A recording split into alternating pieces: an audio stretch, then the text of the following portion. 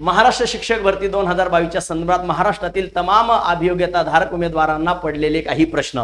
प्रश्न पहिला आहे, कोणता राऊंड लागेल, मुलाखतीसह का मुलाखतीशिवाय, आचारसंहितेचा यावर काही परिणाम होणार आहे का, कधी हे राऊंड लागणार आहे, तर प्राधान्यक्रम लाल या पट्टीमध्ये मला का दाखवत आहे सर, जे अगोदर या ठिकाणी मला मिळालेले आहेत, मुलाखतीसह राऊंडला किती वेळा मला संधी मिळणार आहे, नवीन प्राधान्यक्रम येणार आहेत का, स्वप्रमाणपत्र दुरुस्ती करता येईल का, या सर्व आणि सर्व प्रश्नांची अगदी साध्या आणि सोप्या आणि सरळ भाषेमध्ये तुम्हाला उत्तर देण्यासाठी हा व्हिडिओ मी बनवत आहे। चला नमस्कार विद्यार्थी मित्रांनो, हा व्हिडिओ नक्की शेवटपर्यंत बघा, जास्तीत जास्त विद्यार्थ्यांपर्यंत हा व्हिडिओ शेअर करा आणि व्हिडिओला मात्र अवश्य लाईक करा, जेणेकरून हा व्हिडिओ तमाम ग्रामीण भागातील, शहरी भागातील गोरगरीब होतकरू कष्टकरी अभियोग्यताधारक विद्यार्थ्यांपर्यंत पोहोचेल। ज्या विद्यार्थ्यांचं सिलेक्शन झालं नाही, त्याला निराशा आलेली असेल, त्या विद्यार्थ्यांना नक्कीच यामधून अनेक गोष्टी शिकायला मिळतील आणि माहिती होणार आहे। कारण जी आर वाचून जी गोष्ट तुम्हाला समजणार नाही ती या व्हिडिओच्या माध्यमातून नक्कीच समजणार आहे। तर आता या व्हिडिओच्या माध्यमातून बघा, एक जी आर आपल्याकडे या ठिकाणी शिक्षण आयुक्त कार्यालयातून आलेला आहे, तो आहे 25/6/2024 तारखेचा। मग आता नेमका 25 तारखेचा हा जी आर काय, हे वाचून जर तुम्हाला समजत नसेल तर सोप्या भाषेत सांगतो। या जी आर मध्ये जर तुम्ही बघितलं असेल बघा, हा कन्व्हर्टेड राऊंडच्या संदर्भात हा जी आर आहे।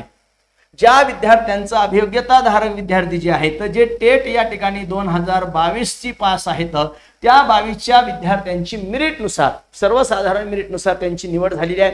आतापर्यंत जर तुम्ही बघितलं असेल तर या ठिकाणी फेरी 1 लागलेली आहे आणि दुसरी आहे बाळांनो ती म्हणजे रूपांतरण फेरी। बघा आता इथंच अनेक विद्यार्थ्यांना प्रश्न पडला की ही रूपांतरण फेरी म्हणजे नंबर 2 आहे का, अजिबात नाही। ही आहे फेरी 1 आणि ही आहे रूपांतर फेरी 1, दोन्ही मिळून ही पहिलीच फेरी, पहिलीच यादी प्रसिद्ध म्हणजे पहिलीच फेरी आहे। आता या पहिल्या फेरीमध्ये 2 याद्या प्रसिद्ध झालेल्या आहेत। पहिली यादी प्रसिद्ध झाली होती बघा, आपल्याला या ठिकाणी सांगितलेलं आहे की आपल्याकडून 14/2/2024 पर्यंत पवित्र पोर्टलवरती प्राधान्यक्रम त्यांनी या ठिकाणी भरून घेतले होते आणि पहिली यादी प्रसिद्ध झाली होती 25/2/2024 ला। पण या 25/2/2024 च्या यादीमध्ये काही उमेदवार बघा काय म्हणते, 25/2/2024 रोजी प्रसिद्ध झालेल्या सर्वसाधारण गुणवत्ता यादीनंतर त्या सामाजिक प्रवर्गाच्या समांतर आरक्षणातील उर्वरित रिक्त जागा त्याच प्रवर्गातील सर्वसाधारण मध्ये रूपांतरित करण्यात आलेल्या आहेत।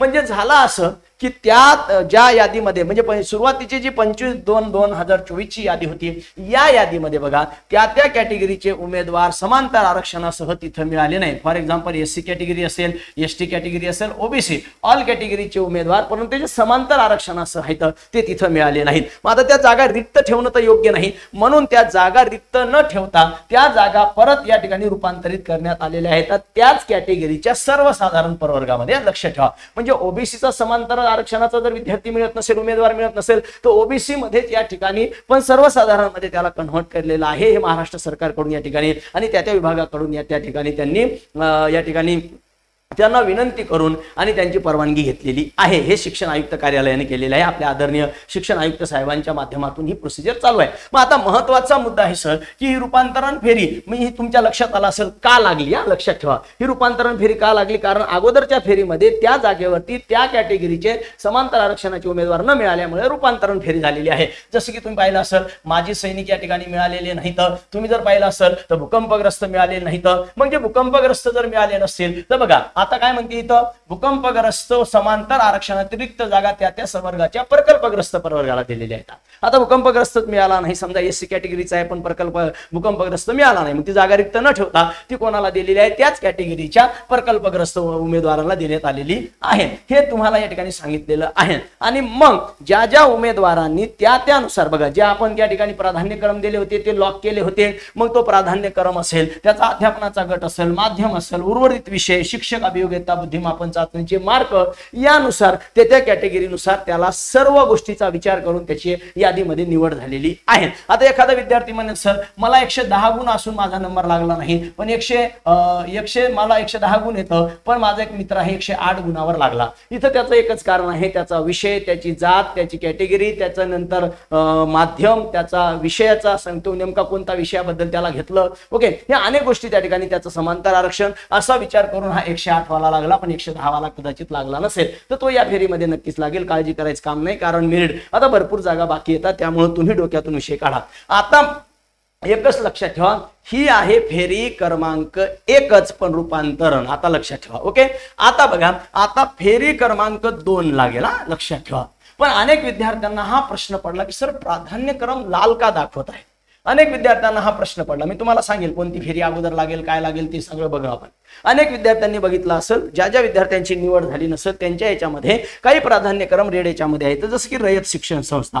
बघा आता रयत शिक्षण संस्था याच्यामध्ये मुलाखती शिवाय जागा येतात, म्हणजे मुलाखती तर होणार नाही, विदाउट इंटरव्ह्यूच्या जागा येतात, पण त्या रेड का दाखवत आहेत हे अनेक विद्यार्थ्यांना पडलेला प्रश्न आहे. आता हे तुम्ही बघू शकता या ठिकाणी हे 10 तारखेला प्रसिद्ध झालेले एक पत्रक आहे. पवित्र पोर्टलवर जर तुम्ही गेलात तर तुम्हाला 10 तारखेला 10 जूनचं हे तुम्हाला पत्रक पाहायला मिळणार आहे.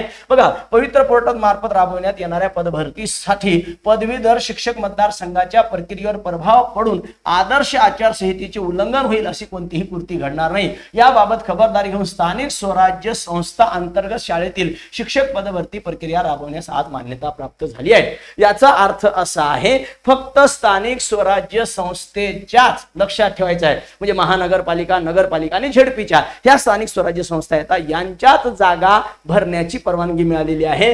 खाजगी अनुदानित शाळेची परवानगी मिळालेली नाही. बघा खाजगी, आता रयत शिक्षण संस्था ही खाजगी अनुदानित संस्था आहे, लक्षात ठेवा. ओके, रयत शिक्षण संस्था जी आहे, आता अनेक विद्यार्थ्यांना प्रश्न पडला सर तिथं तर या ठिकाणी मुलाखती शिवाय जागा भरल्या जातात, पण मग असं कसं? पण ती जिल्हा परिषदेच्या अंतर्गत येत नाही, स्थानिक स्वराज्य नसून खाजगी अनुदानित संस्था आहेत, म्हणून तुम्हाला या ठिकाणी हे प्राधान्यक्रम रेड याच्यामध्ये दिसतात. हे मी माझ्या मनानं सांगत नाही, हे त्या 25 तारखेच्या GR मध्ये आलेला आहे. बघा काय म्हणते, तदनंतर मुलाखती शिवाय हा पर्याय निवडलेल्या खाजगी शैक्षणिक, लक्षात ठेवा, खाजगी शैक्षणिक व्यवस्थापनाच्या शाळेतील उर्वरित जागांवर निवडीसाठी शिफारस यादी महाराष्ट्र राज्याच्या विधान परिषदेतील, बघा आता सध्या विधान परिषदेच्या निवडणुका चालू आहेत. पदवीधर मतदारसंघाच्या सगळ्या बांधवांना माहिती आहे, याच्यामध्ये मुंबई असेल, कोकण व नाशिक या विभागाच्या शिक्षक पदवीधर, बघा शिक्षक आणि पदवीधर मतदारसंघाच्या निवडणूक आचारसंहितेतून सवलत प्राप्त झाल्यानंतर जाहीर करण्यात येईल. त्यामुळे खाजगी व्यवस्थापनाचे उमेदवारांनी लॉक केलेले प्राधान्यक्रम लाल रंगामध्ये, हे बघा इथं दिसते तुम्हाला, लाल रंगामध्ये दर्शवण्यात आलेले आहेत. सदर यादी प्रसिद्ध झाल्यानंतर उमेदवारांना हा प्राधान्यक्रमाची बाबत स्थिती समजेल. याचाच अर्थ असा आहे की जोपर्यंत कोकण विभाग असेल, मुंबई असेल, नाशिक असेल या विभागातील शिक्षक आणि पदवीधर मतदारसंघाच्या निवडणुका जोपर्यंत पार पाडल्या जात नाहीत आणि त्यांची आचारसंहिता जी आहे, आदर्श आचारसंहिता जोपर्यंत संपत नाही तोपर्यंत खाजगी संस्थेबाबत, त्या व्यवस्थापनाबाबत जागा भरता येणार नाहीत. म्हणजे त्यांनी सरळ सांगितलंय आचारसंहितेचा याच्यावरती 100% परिणाम आहे. जो आपण अगोदर विचार केला की सर आचारसंहितेचा याच्यावर परिणाम होणार आहे का?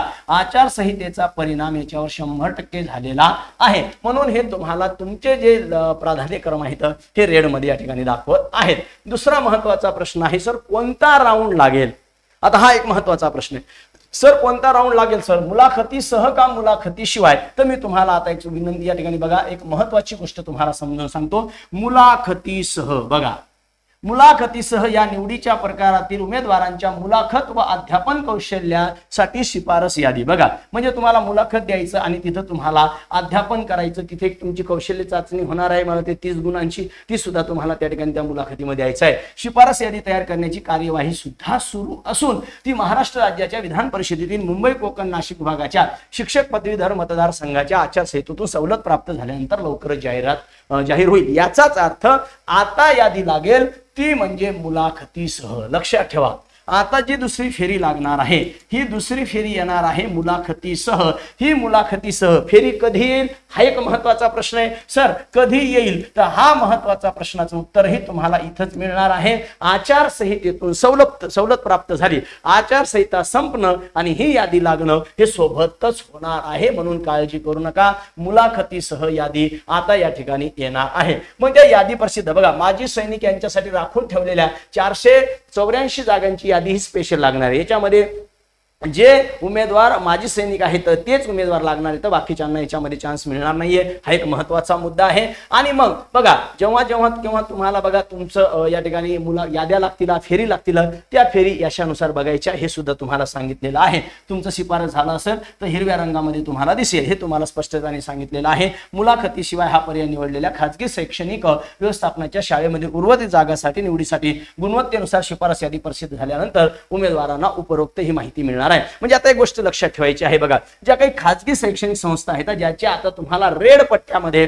या ठिकाणी तुम्हाला प्राधान्यक्रम झालेले दाखवत आहेत, त्या जर याद्या लागल्या तर तुम्हाला हे अशा पद्धतीने चेक करायचं आहे. हे तुम्हाला सगळं माहिती नेमकं कसं जायचं, काय चेक करायचं, सिलेक्ट इंटरव्ह्यू टाईप, ओके. मग त्याच्यामध्ये फेज 1 फेज 2 काय या ठिकाणी खाजगी व्यवस्थापन, हे तुम्हाला सगळ्या गोष्टी या ठिकाणी पाहायला मिळणार आहेत.